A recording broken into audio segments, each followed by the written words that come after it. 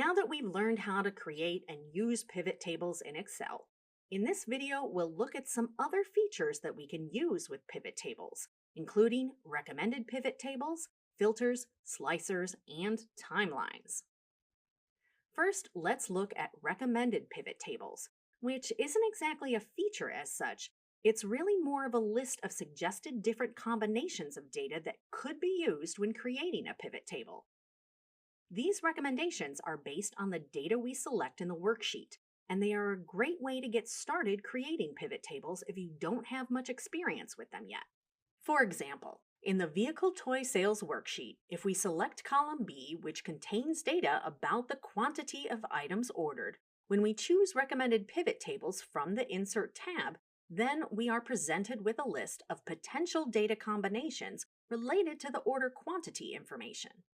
However, if we select column F, which contains order size information, then the recommended pivot table list changes to reflect that data.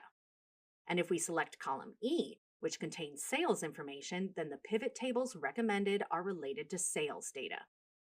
Let's select the third one down, which is the sum of sales by territory, because that sounds like something we could get some useful insight from by presenting it in a pivot table. Note that the new worksheet is opened containing the recommended pivot table, and a new pane opens on the right called Pivot Table Fields. Let's rename the worksheet to something more meaningful.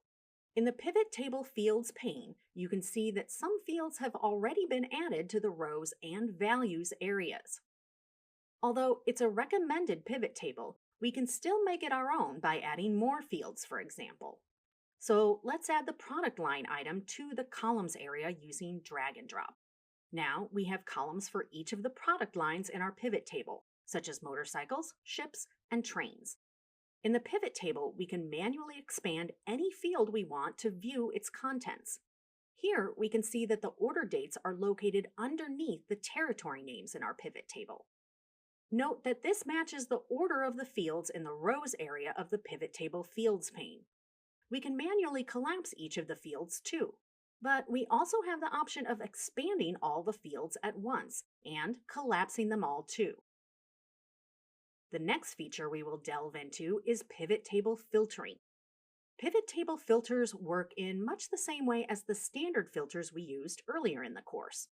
Note that we already have some inbuilt filtering in this pivot table.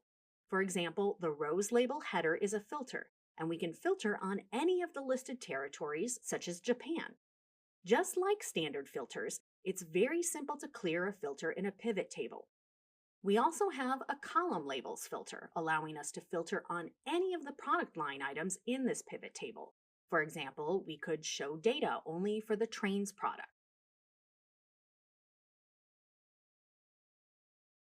We also have the option of adding the product line field as a standard filter instead of a column heading by dragging it to the filters area in the pivot table fields pane. And we can then use it as a standard filter as we have done earlier in this course. The filter also allows us to select multiple filter items, but because it's now being used as a standard filter rather than a column header, we can't see the split of the information on these two product lines. We just see a combined total. When we had the filter as a column header, the information on each product line was presented separately in each column. Let's display all the field totals again, and we'll drag the product line field back to the columns area where it was previously, so we can see the split of our different product lines in the pivot table. The next pivot table feature we will look at are slicers. Slicers are essentially on-screen graphical filter objects that enable you to filter your data using buttons. Slicers make it easy to perform quick filtering of your pivot table data, and they also display the current filter state, making it easier for you to know and see what data is currently being shown and which is being hidden by the filter.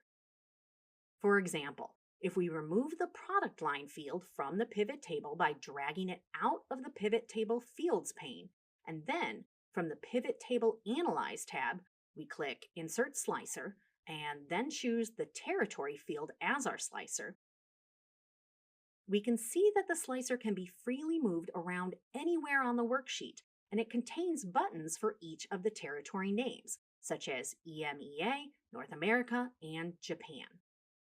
We can also select the Multi-Select button to filter on multiple territories if we wish.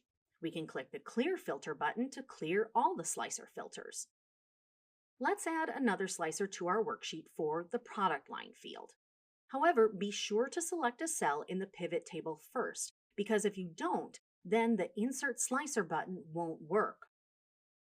Note that slicers can also be added from the Filters group on the Insert tab, as well as from the Pivot Table Analyze tab. We'll select the product line field this time for our slicer and drag it near the top of the worksheet.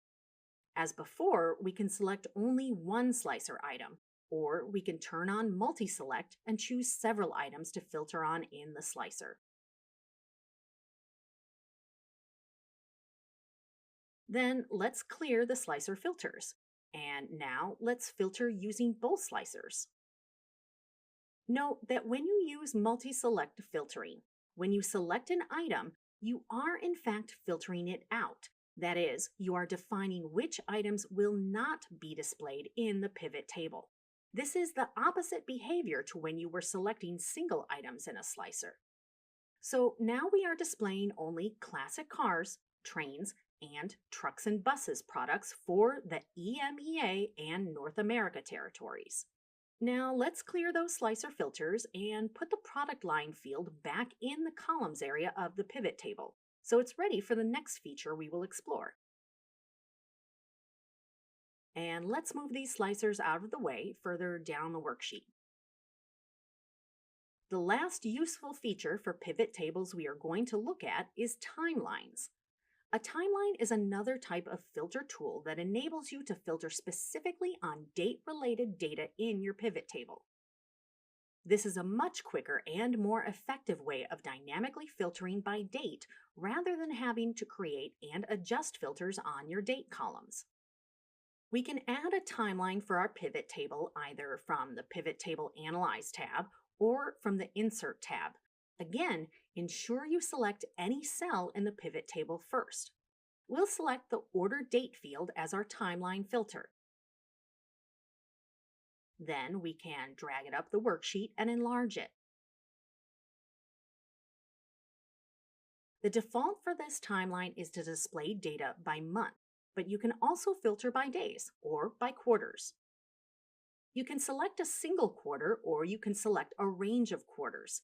In this case, we'll select 12 months between quarter 3 of 2003 and quarter 2 of 2004. You can use the Clear Filter button to clear a timeline filter. You can also filter by years. For example, here we have selected 2003 only. And you can combine slicers and timelines as filters in a pivot table.